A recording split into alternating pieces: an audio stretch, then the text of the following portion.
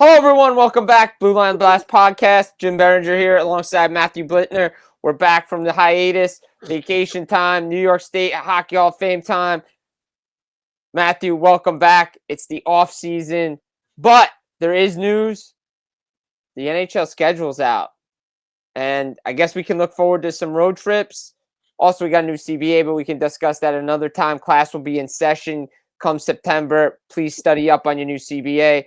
I will be doing a pop quiz, not for you, but for the viewers. Welcome in, buddy. Glad to be back. Hope you had a great time on vacation with your mom. I certainly had a great time up at the New York State Hockey Hall of Fame. We'll be talking with their executive director, Rene, LeRoux, a little bit later on in the show. Jim, the CBA class, you don't know this yet, but I'm working some back channels to get us a guest who will break it all down for us, I hope. If we're able to land them, I'm not going to spoil anything further on that. But yeah, you mentioned the schedule dropped. It's the last 82-game regular season schedule drop. And Jim, there's some good parts to it. There's some bad parts to it. And there's a lot of head-scratching questions. Where do you want to start? I'm going to start with a blast from the blue line. I'm already going to come out. I'm already coming out hot. Early. Jim, I'm starting early. Starting early. Show.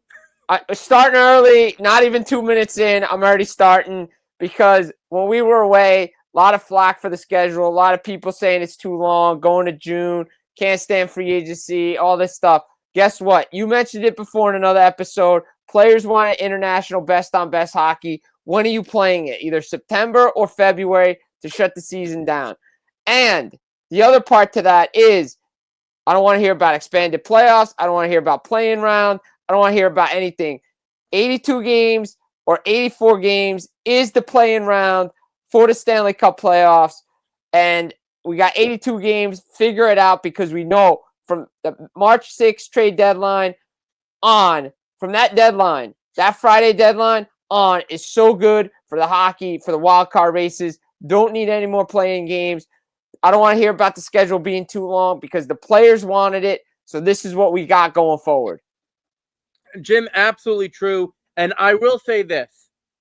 Our mutual friend, who was a guest of ours a couple of weeks ago, and David Duart, who covers the Florida Panthers for the Hockey News, brought up something great on social media.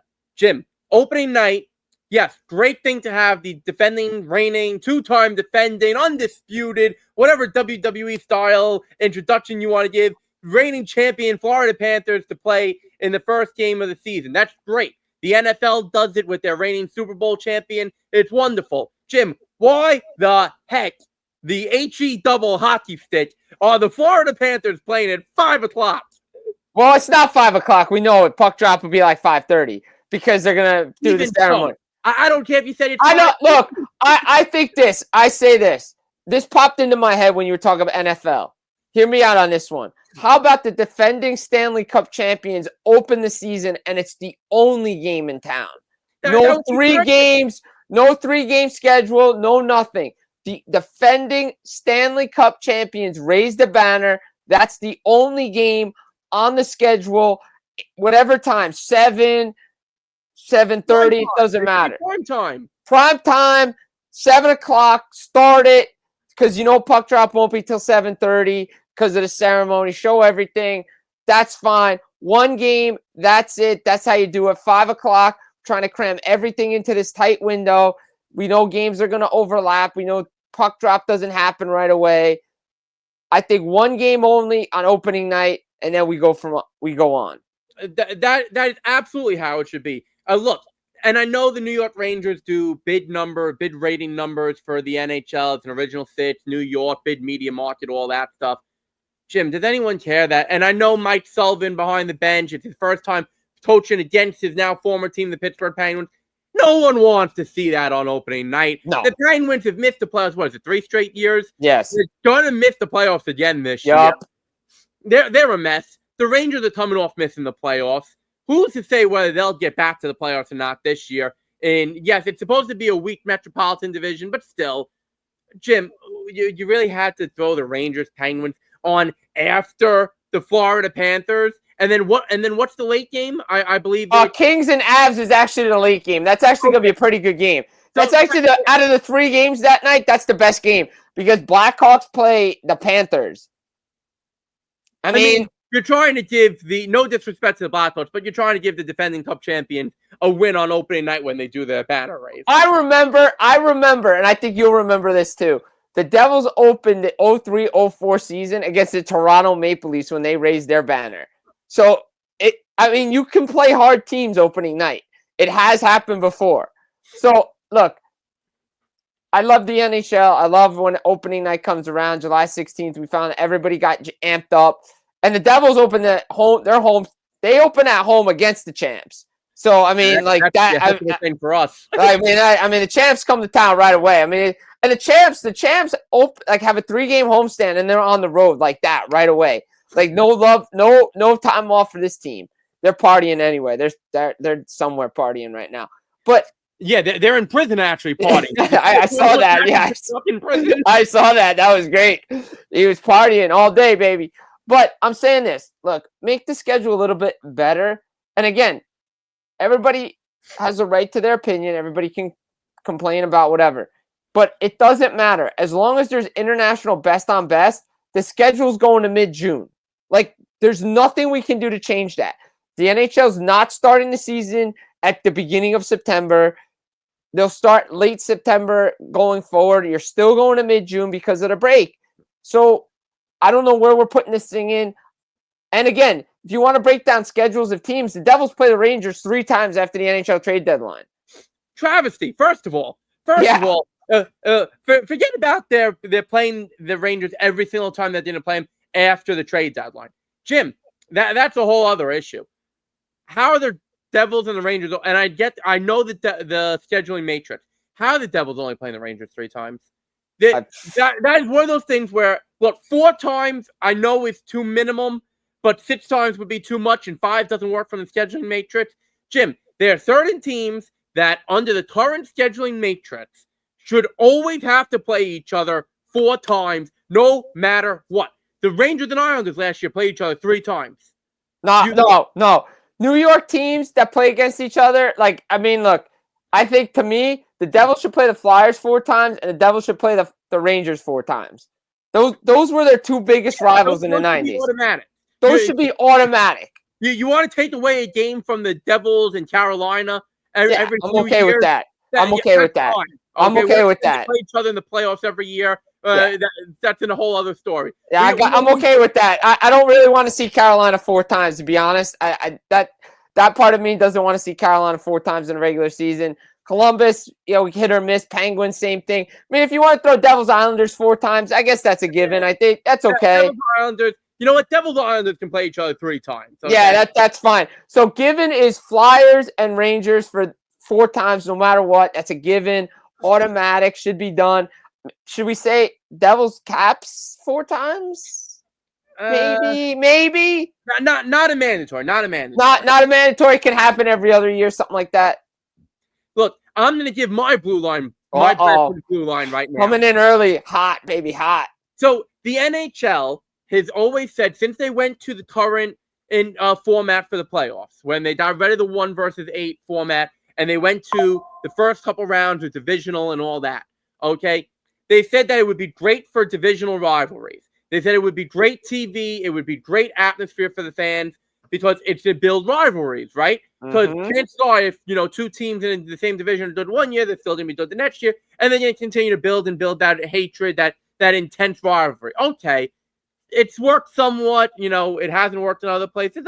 I'll give it a passing grade in terms of from that standpoint. I know people have their issues with it. I myself included. I'd rather the 1 versus 8, but I'll give them a passing grade on the wanting to build rivalries portion out of it. But Jim, if you're so dead set on building rivalries, then why are you taking the biggest rivals in the sport in the same division and not having them play the maximum number of games against each other during the regular season? Okay? I don't get it. Oh, I understand the scheduling matrix has to be a thing. No one is going to complain if it's Devils Rangers 4 times a year, Devils Flyers 4 times a year, Penguins Capitals 4 times a year, Golden Knights, who do you want to consider as their biggest rival? Golden Knights, and we'll say Kings. We'll say Kings. Golden Knights, Kings 4 times a year. Edmonton, Calgary 4 times. That's an automatic 4 times a year. Okay. Automatics in Canada are automatic in Canada. Montreal, Toronto 4 times a year. Toronto, and Ottawa 4 times a year. Montreal, Boston 4 times. 4 times a year. Automatic. Those are automatic. You want to talk about building rivalries, and that's your focus for why you stick to this playoff format that so many people hate. But then you go away from the rivalries during the regular season, which would build into it so much more. Jim, I don't get it. I don't get it, man. Look, I'm not in the room. It's a tough job. Look, easy to criticize. Tough job. Not in the room. Don't want to be the scheduling guy. Takes a lot of heat from a lot of people. Does the best job he can do. So, kudos to him. Gets the Barry Horowitz. But look, it is very, very tough to put that schedule together. Buildings, availabilities, back-to-backs. Devils have 15 back-to-backs again this year. It's and a the lot. Rangers have 12. Yeah, I mean, that's tough. Kings start off back-to-back already. Like, right off the bat, back-to-back. Like that. So, I mean, look, very, very tough. Look, obviously, we know opening night. We got the, Thanksgiving showdown, the Winter Classic, the Stadium Series games down in Florida. Obviously, the Olympic breaks built in. Big games like and another one. Mitch Marner's return to Toronto has to come in January. Like, Steven Stamkos at least got to go back to Tampa in October. That game should have been done right away. Get it out of the way. Should have been night 2. You do the reigning Cup champs on night 1 with their game, and then you have the Mitch Marner going night 2. That should have been the way to go. I mean, I know obviously Canada wants to draw the big number, so you go Leafs and Canadians always. That's like the automatic opener up there. But that game way too late in the season for me. January, got to wait that long. I don't think he wants to wait that long. But again, I'm putting words into his head, so who knows. But just a lot of games. I'm not a fan. 82 is plenty. They're going to go to 84 next year. We've had 84 twice in the history. They went back to 82 games right away. So we'll see how long this thing lasts as far as 84 games. But like I said, off the top, players wanted it. They want their international hockey. So no matter how much we think the schedule, if we start the season early, it's still going to end the same time. I know we got our special guest to talk about, but I got one thing for you. One thing. Oh, boy. I got one question for you. I put this out there into the world. How would you feel about having free agency after both Canada Day and the 4th of July? Jim, I think you should find. I can't even say what I was going to say. I'll get in way too much trouble for that. I will get in way too much trouble. Oh, with so many FCC violations for what I was about to say. Jim, that would be a phenomenal idea. Okay, to have free agency afterwards, because right now we're in the dead zone of the NHL off season. Okay, it almost makes me think of the old Dragon Ball Z movie, Dead Zone. Okay, where you get sucked into a vortex dimension where nothing exists. Okay, right. We literally have nothing exists in the NHL off season right now. Nope. So if you wanted to have free agency August 1st, that would be wonderful. Yeah, I mean, it'd be great because then you could have that talking period. You could have since we don't want to have it, and we can get into this next time. We don't want to have a central. You have a 1 week legal tampering period. Right, but since we don't want to have a centralized draft anymore, we want to be decentralized. Maybe we can have summer meetings, right? Like baseball has those winter meetings. We could have summer meetings. So again, just my brain out there. Another excuse for the executives and media to all go to a hotel somewhere and get drunk. No, I'm not going in that far. So no comment on that one. Next question, please. But we have a special guest coming in on the Blue Line Blast podcast. You teed him up earlier on. Why don't you bring him in? All right. Well, ladies and gentlemen, on the opposite side of our non-existent sponsor break, we will be joined by the executive director and founder of the New York State Hockey Hall of Fame, Rene LeRoux. Rene also is the executive director and founder of the New York State Baseball, not to be confused with Cooperstown, and New York State Basketball Hall of Fames. So, Jim, let's get to that non-existent sponsor that I pray one day will be existent. And then let's talk to Rene. All right, ladies and gentlemen, welcome back. We are joined now by our guest for the evening, Rene LeRoux. For those of you hockey fans who don't know who he is, you really should at this point. He is the executive director and founder of the New York State Hockey Hall of Fame up in Troy, New York. Also, the New York State Baseball and New York State Basketball Hall of Fame. But we are a hockey podcast. We are, in fact, called the Blue Line Blast Podcast. So we will just be talking hockey with Rene today. Rene, welcome to the show. How you doing tonight? Super. Thank you so much for having me on. I'm a big fan of yours. I appreciate all that you do for hockey.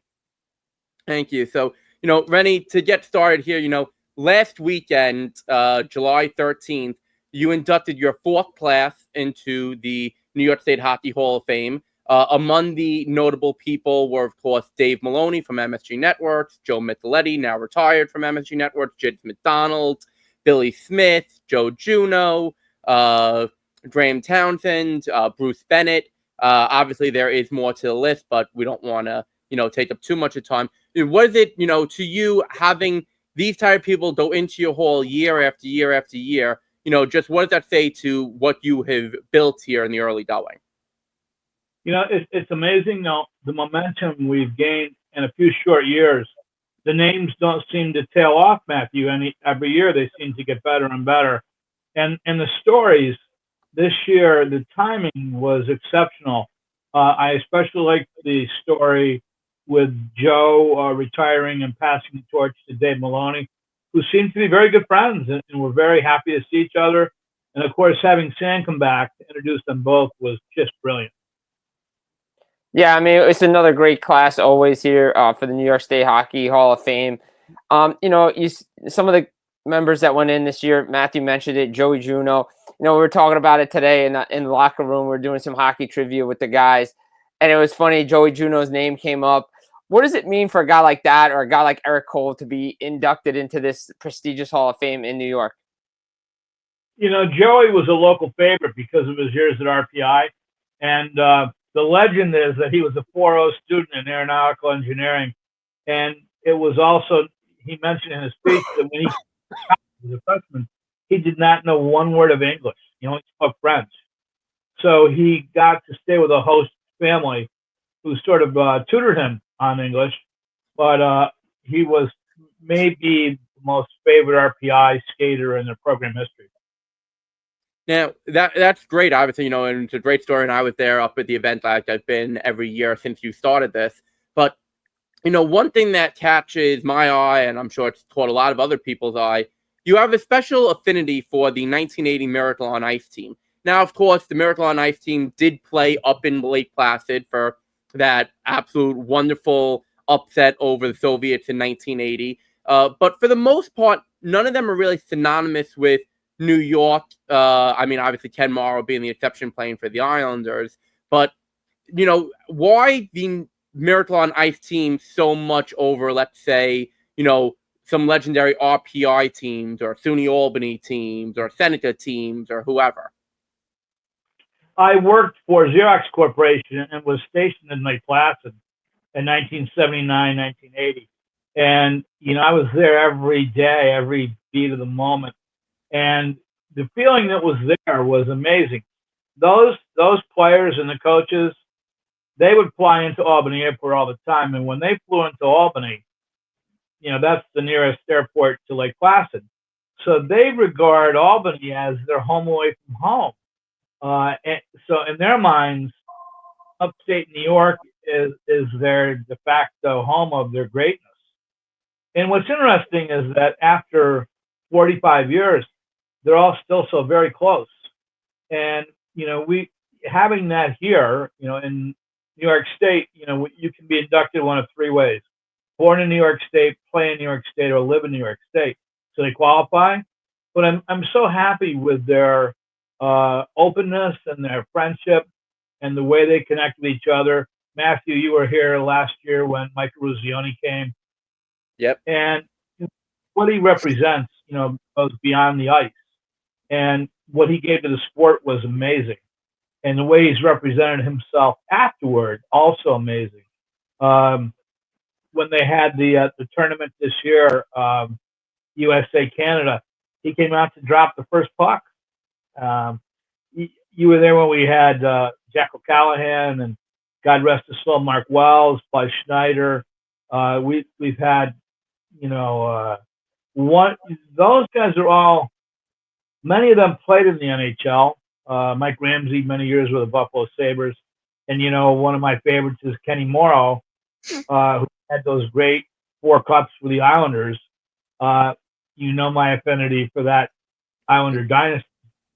Unfortunately, Kenny got preempted again this year with a flight canceling. He flew from Kansas City, got rerouted from Detroit to Atlanta. Then they canceled his flight, and he couldn't get here the next day on time. So, but next year we're going to fly him into New York City, and Alan Creed is going to go drive and pick him up and drive him. That's great. No, I mean, look, you mentioned the Miracle on Ice team, right? And, obviously everybody has an affinity with that team, myself included. I wasn't around for it. I'm more of a 96. I remember that one more, but I've come to grow and love that 1980 team. Been up to Lake Placid many times, met a lot of those players and Kenny Morrow. And, one of the things that I guess, stands out, and you mentioned some of the criteria, and if there's other criteria that you can list on how guys get into the Hall of Fame in New York State, please go ahead. But Ken Morrow, to me, one of those guys that goes in there, Olympic gold medal, NCAA championship, Stanley Cup, same season, same calendar year, and then just rattles off another 3 in a row after that, 4 cups. I mean, just a consummate professional, consummate pro, and so glad that he got into your Hall of Fame because he's an excellent player. Oh, my God. And, Billy Smith, who I believe Matthew got a chance to speak to. Yep, I worked hard for that one. Once you know him, he's a great guy. But he had explained to me that he's not really media friendly because he doesn't want to be misquoted. So he the fact that you got him was really an accomplishment. We'll see if he comes back on. But Jim, it really was a great time at the New York State Hockey Hall of Fame. As Rene was talking about, he was advised by Billy Smith that Billy does not like giving interviews to the media, which understandable. Okay. And that 1980 to 84 Islanders group, I mean, some of them are okay with giving media interviews, some not so much, as I've experienced throughout my career. Billy, so it's funny. I had about 2 hours to kill before the event began. Okay. And I'd stayed over the night before with a buddy of mine. And so I'm walking through the hotel hoping that I can find Billy or any of the other inductees that way I can set up when I'm going to interview them. And lo and behold, I get out of the elevator on the basement lobby floor. It's not really called the basement lobby, but it's the lobby below the main lobby. Okay.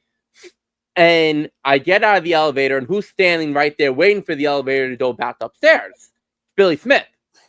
So I walked out of the elevator, just so that it's not like, oh, what are you doing type of thing. Billy gets into the elevator. We've met previously, so we're not total strangers to each other.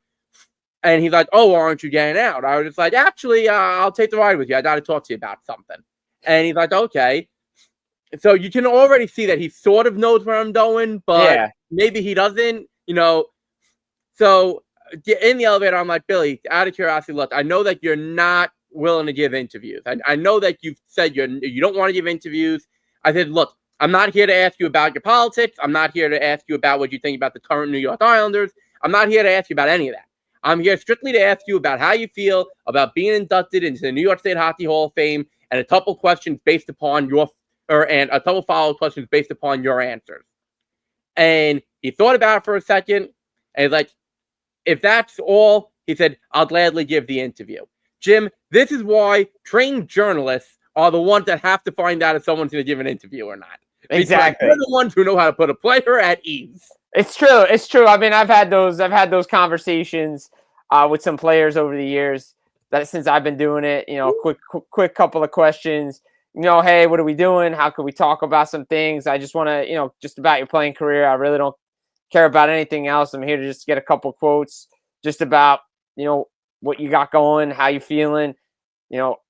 being at an event, similar to what happened with, I met Adam Graves up at the Hockey Hall of Fame a couple of times during the Hall of Fame game. He's playing. Want to get his thoughts on his career, not the current state of the Rangers, one of his former clubs, or the Oilers, or any of that stuff. Just want to talk about being back with the guys on the ice, similar to like guys like Patrick Marleau and guys like that. And, you could tell that they're, sometimes they're hesitant, but once you see that you're just down to earth doing some things, it's, it's fun. So to get a big guy like Billy Smith is huge. And you know what? It's something that's special. And it looks like we have our guest back. Yeah. Rene's back. So let's bring him back in. Yeah. Sorry about that, gentlemen. The age of technology. No worries, Rene. I believe, Jim, you had the floor in terms of what you were going to ask Rene next. Yeah, so I just going back to the 1980 team, we talked about Kenny Morrow, the accomplishments that he had, just a heck of a hockey player. And my question along with that is, you mentioned some of the criteria about going into the New York State Hockey Hall of Fame. Is there any other criteria along with it, besides being either playing in New York, born in New York, and stuff like that? No, that's pretty much the latitude. A college player, who plays at Clarkson or Colgate, Union, RPI, any of the schools, Potsdam. This is upstate New York has a tremendous core of collegiate hockey. And a few years ago, I think 10 years ago, Union won the D1 National Championship, which was shocking. So it's a great mix between youth hockey, women's hockey, professional hockey. So we feel they have a good blend. It's not just NHL players. So that blend is important to our organization because we induct, anyone. And sooner or later, Matthew's going to be one of those inductees for his career in the media, which is, really outstanding work that he's done. I appreciate that. I'll let you know right now that if and when you ever do induct me, it will be your worst attended ceremony because you will not be able to sell a single table worth of tickets. But in all honesty, I appreciate the compliment. Rene, I have to ask you something. We know, obviously, there's collegiate, there's hockey, there's high school, there's minor league, there's NHL players, broadcasters, all the lights that go into the New York State Hockey Hall of Fame. But when it comes to the NHL base, the Islanders seem to be the predominant club. The Rangers, there's a couple. And the Sabres, Pat LaFontaine, but I think most people consider Pat LaFontaine Islanders before they think of him Sabres. And there's been a couple others. But, Rene, how do you go about either there's a rationale behind that, or how do you go about rectifying that to make sure that all three teams get a little love? Well, that's a great question. And we have been Islander heavy, but there's a nomination process. So when you nominate someone, his name gets put in play. So you have to be nominated, and we get nominations from people all across the state. Because the Islanders are so close, and obviously, Mr. Ledecky is such a great gentleman. They've been very much on board with what we've been doing since day one. The Rangers are owned by MSG, so they're a little bit different in their hierarchy. But MSG is very supportive of what we do, and hence Sam and Joe and Dave. So really, the fate of the Ranger people is in the hands of MSG pretty much. The Sabres, sad to say, we put in Danny Gare, who was inducted but did not attend. They really have not gotten on board with what we're doing, and I'm at a loss for a reason why. It's just not right now. It's not a functioning relationship. No, that's kind of disappointing considering Buffalo Sabres. They've had some heyday, teams, back, when they went to the Stanley Cup final a couple of times, some good players on that team.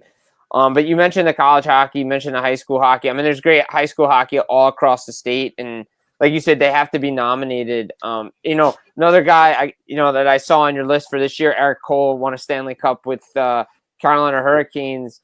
I believe, Matthew, is that correct? He did not attend this year? No, he was a last-minute cancel. He was a last-minute healthy scratch. Last-minute healthy scratch.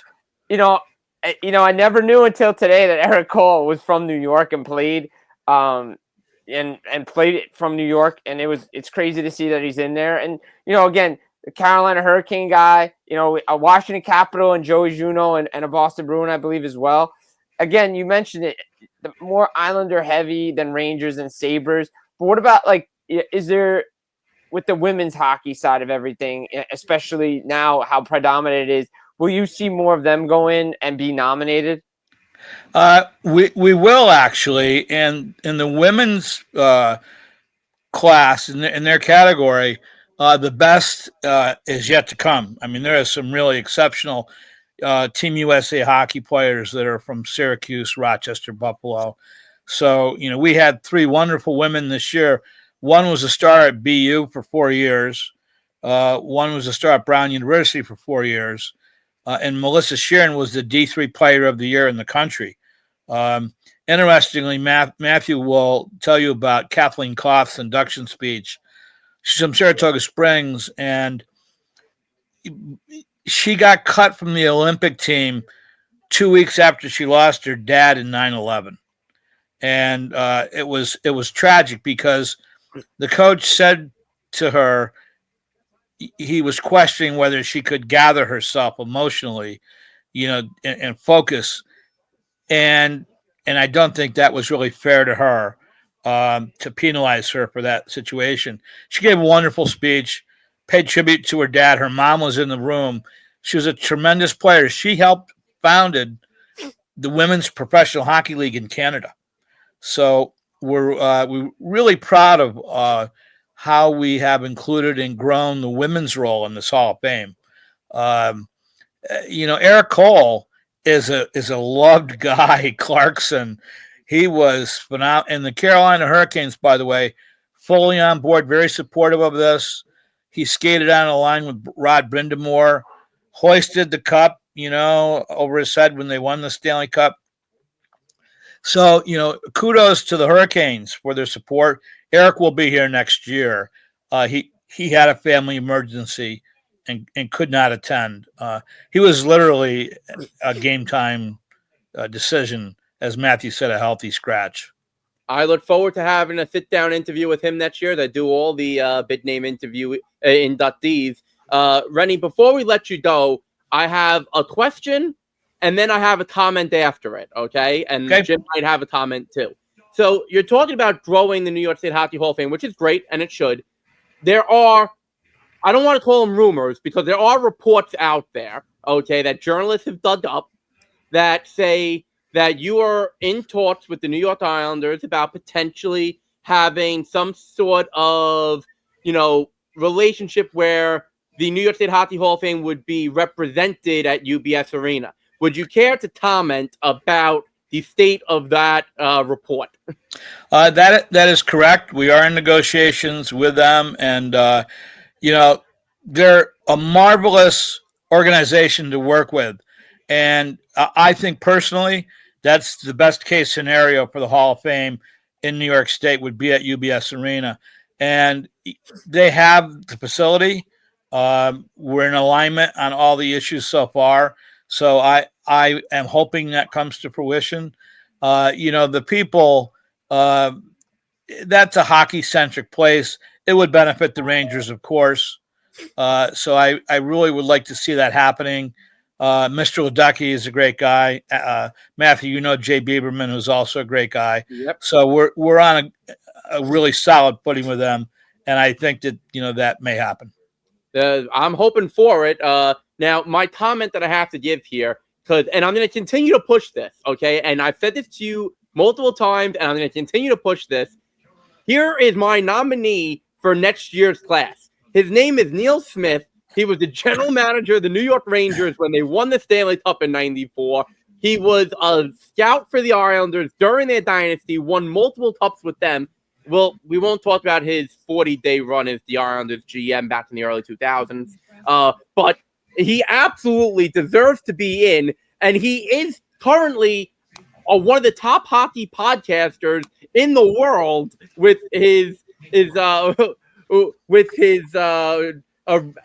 wraparound podcast. Rene, if you're taking nomination from everyone across New York State, this is my nomination. I'm making it official. Neil Smith for the class of 2025. Actually, Neil is on our list. We're in the process of doing our vetting now.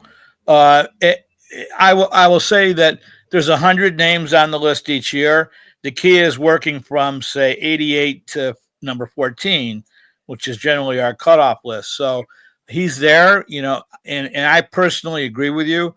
I personally would endorse his induction. Our induction process is similar in many ways to Cooperstown in baseball. It's a complicated process. We have a board, and the people to get to that 14 or under list, that's going to mean inclusion. And if they're 15 or 16, they'll roll over to the following year. And but I personally think that Neil's body work is Hall of Fame material. So I'm with you on that. Before I let Jim wrap us up with his comment, let me know who I got to speak to on the board. I will make personal pitches to him. Okay. Oh, that's a very secretive process, just like Cooperstown. Secret ballots. I mean, if we're throwing names out here, I guess I was scrolling through the nominees and not the nominees, but the people that have been in. I got to throw Mike Richter's name into this ring. Boy. You opened up a can of worms, Jim. Hey, look, I'm a Team USA guy. Like I said, I'm a 96 guy. I saw what he did there and in 02. Look, I know it's a can of worms. You said the MSG and everything. I'm just throwing it out there. I'm just saying. That's all I'm saying. When you say Mike Richter, I hear Henrik Lundqvist. So when you say Patrick, I hear Henrik, and we would love to have Henrik Lundqvist in our Hall of Fame next year. Hey, that would be, you know what? Both guys, good choices. I'm just saying, like I said, I'm a 96 guy. That was my first Team USA team that I watched. But Hank, he's always a great guy. Still the best dressed and best hair in NHL, even though he's retired. And also Messier. I mean, Messier's got to get in this Hall of Fame sooner or later. So, Matthew, I will guarantee you that if we get Mess up here next year, I will make sure you get time with him. Well, that would be great, especially after Four Nations. Jim, were you there watching when Mess gave me a one-on-one and proceeded to give me one word? Cold shoulder? You mean he gave you the cold shoulder? Yeah, I was there. I was there for that. Yeah, it'll be great. We'll do another sit-down interview, and Messier will give me, instead of one-word answers, he'll give me two-word answers. Well, the names on the list are really exceptional still. And ironically, we talked about Neil Smith yesterday. So he's getting more visibility. He's moving up that list. And I think those chances are strong. I would love to see, Mike Ramsey from the Team 80 and then the Sabres. I'd like to see Guy Perreault a lot. I mean, he's one of my favorite players growing up. So we want to do what we can to try and further that Sabres relationship. Each organization's a little bit different, but when I work with these organizations, I work top down with ownership down, and some ownership groups are easy to talk to. The Jacobs family, who own the Bruins, are phenomenal, and my personal goal is to get Bobby Orr to attend next year. So. I would love to meet that man and shake his hand. Yeah, that's something. We actually invited him this year, but Jimmy Lawrence could not attend. And Jimmy won a Stanley Cup with Bobby in 1970. But the Bruins, if you saw the magazine, 2 full pages, one from the Bruins alumni group, one's from the Bruins organization and Mr. Jacobs. So, it's really heartwarming to see teams and organizations support what we're doing, and we've gained so much in hockey so quickly. Basketball is 16 years old, baseball is 15 years old, and baseball is our Hall of Fame is national. Bob Costas does our promotion, from California, and may attend this year. It's a tremendous class. But I'm really happy with the way hockey has grown. Matthew comes to these dinners. He's in the room. You can feel that special feeling, how close everybody is to each other. And nobody's in any hurry to leave. When the ceremony's over, we go next door to the recovery room lounge and we close that bar down. Yep, that is indeed the case. I can testify to that. Rene, we thank you so much for joining us here on the Blue Line Blast podcast. I will say one last thing. If you want to have the Sabres relationship thaw out, you get the daughter of Rick Jenrette, who, God rest his soul. You get the daughter of Rick Jenrette to come in and do it, speak for him as a thing. She's a wonderful woman. Rick Jenrette was beloved there. And I'm telling you right now, you want your relationship to thaw, you get her to do it. Beautiful. That's the answer. All right. So, Rene, thanks so much for joining us. Jim, why don't you throw us to our yet unnamed, unexistent sponsor of the evening? Thank you, gentlemen. All right, ladies and gentlemen, we're back from our second non-existent sponsor break of the evening.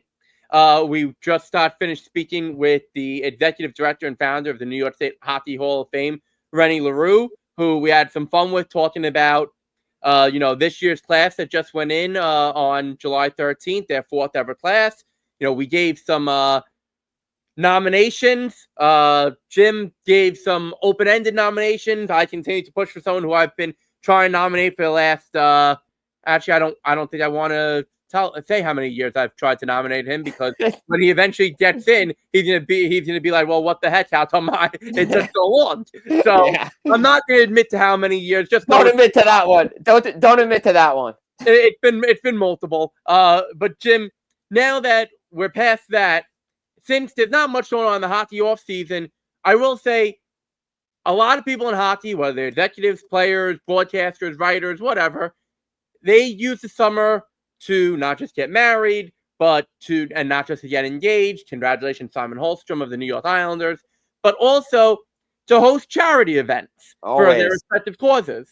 I just attended Ken Danito's charity golf outing in its 21st year, the Ken Danito Golf Classic at the Fiddler's Elbow Country Club in Bedminster, New Jersey. Sat down with Dano, Matt Laughlin, a couple of other people about the cause, about everything, overlooking a beautiful golf course that has a river running through it. That, Jim, I'm telling you right now, if I would have played, I would have lost more balls in that river than the actual amount of legal strokes you can take on a golf course.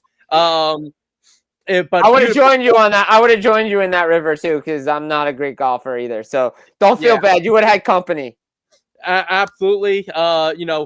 We know that former New York Islander Anthony Beauvillier, who I believe has re-upped with the Capitals, has his annual Spike for Owls spike ball tournament that benefits the Alzheimer's Association in memory of his grandfather up in Canada over the summertime. Anders Lee of the Islanders always has his CamJan event for cancer research. That's obviously during the season. Jim, it's a great time to have all these different things going on. No, it's great. I mean, great charity work the NHL does, obviously, with the players. The players, they give back this time of year. Whether either it's a golf outing. I know the NHL alumni do something up there in Canada as well. They have their charity golf outings. Every player is having a golf outing or a get together or charity event sometime this year, or it's wedding season for some of these players.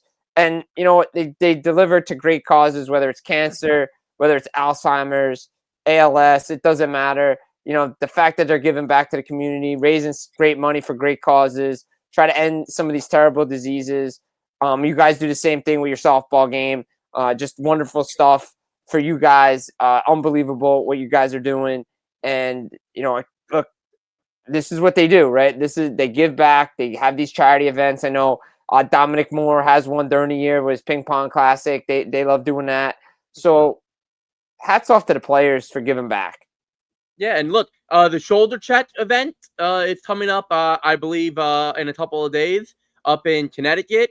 The new Devils television play-by-play broadcaster, Don LaGretta, he's got his his Mark Sasso charity softball game in Hawthorne, New Jersey. That's coming up August 23rd, I believe it is. I've been there. I've been to that event. So it's a great event. Close to me, by the way. So I'll probably check it out again this year. I haven't made the last couple, but usually try to go. It's beautiful.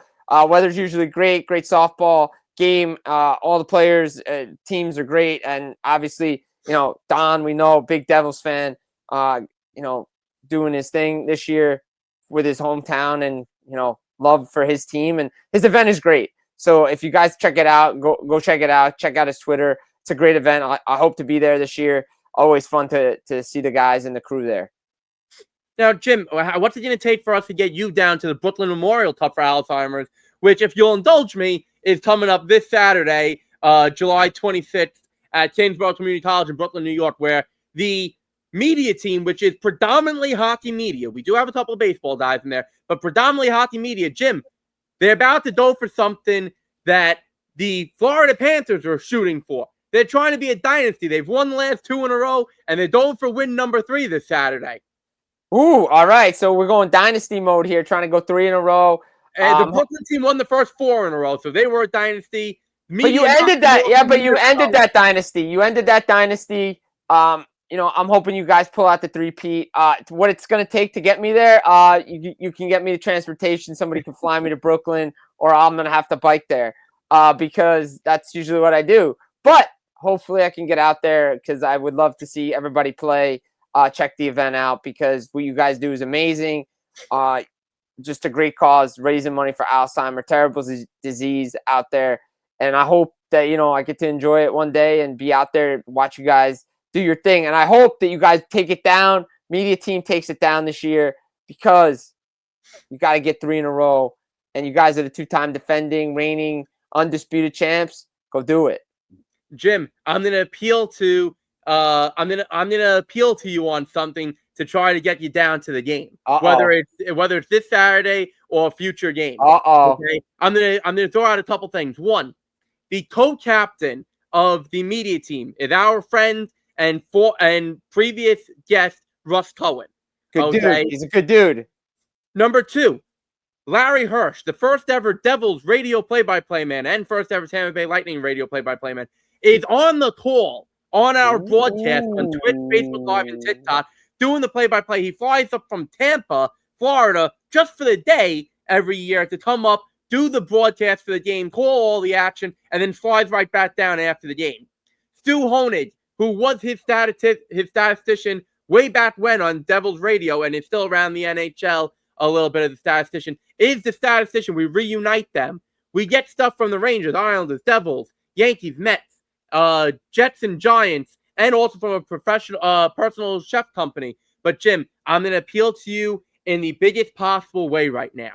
Okay, all those things are great. I'm about to put the piece de resistance. Our championship trophy, the Lenny DiTristino Memorial Cup, which is named after my great uncle Lenny DiTristino, is modeled after the Stanley Cup, not just in looks and physical appearance, but the winning team gets their names engraved in the cup every year. Jim, wow. You and I are never getting our names engraved on the Stanley Cup, unfortunately. How would you like to come down, be part of a great day, raise money for Alzheimer's research, where our goal is $15,000 this year, next year it'll be even more, and get your name engraved in the cup and drink out of the cup? It doesn't have to be alcohol. It can be soda, it can be water, whatever. I know you don't own Indulge. And to be able to say that you have your name engraved in the cup. I mean, that's enticing. That's enticing. I might, you know what? We're going to have to talk to some people, make some things happen. You could even coach. Coaches get their names engraved in it too. Might have to coach. Put me on, put me in, coach. Got to throw some signs up, like Little Big League style. But we're not going to give those. We're not going to give those away. By the way, if you haven't seen that movie, it's a great movie because Matt, I'll attest to that great baseball movie. Even though we're a hockey podcast, you know what? That's enticing. I may have to talk to some people. May have to talk to some. May have to make some executive decisions around here. Adam Hamley, the Devils' public address announcer, is playing. He's playing. I know our buddy Stefan Rosner's playing. Is he? Stefan Rosner's playing. Rob Taub is playing. It's a lineup. See, I can't even fit in that lineup. I'm not even good enough for that lineup. I might just have to come down. Yes, you are. Andrew Gross is playing. Good buddy, good friend of the show. Friend of the show. Friend of the show. Rob Del Muro. Let's see who else hockey wise. Oh, Jim. How could I forget? And this guy, he's gonna love it that I'm gonna mention him right now because he has the worst MVP odds going into the game. Oh wow! Is that off of DraftKings? Actually, we have an agreement with a non-disclosed sports book. But he is a buddy of yours and mine. He works for the New Jersey Devils in the front office. His name, James Lipscomb. Ooh. First time playing. Ooh. He has promised to attempt to play all 10 fielding positions during the 9-inning game. We play 4 outfielders, for those of you confused about the 10 positions. All right. You know what? We'll have to make some calls. Have to talk to the right people. James has already said, if they win, if the media team wins, because every player on the winning team gets a day with the cup, just like with the Stanley Cup, he's choosing to have his day with the cup at Prudential Center in front of all the Devils workers and everything. Jim, have to check that out. How could you not come be a part of this? You think about what you could be a part of. It's very enticing. Like I said, I'm going to make some calls, talk to some people, see if we can make some things happen because the offer's there. You know what? I'm not going to commit right now.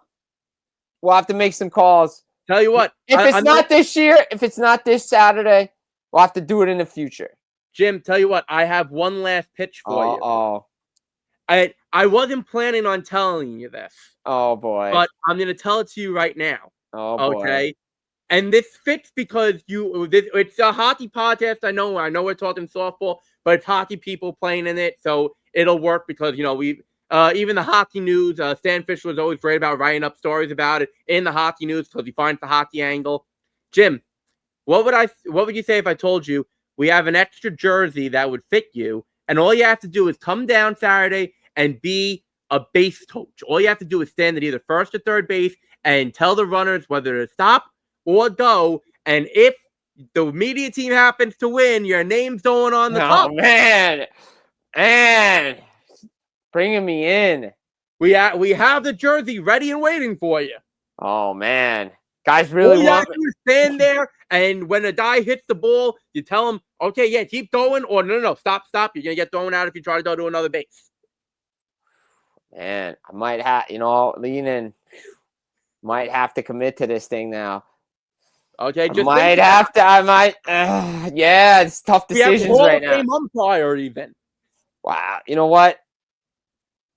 Game time. Come on, you're not going to want to see Russ Cohen in 90-degree heat get all mad, or Andrew Gross get all mad at the umpire and start screaming at the umpire. Oh, I'd love to see that. I would love to see that.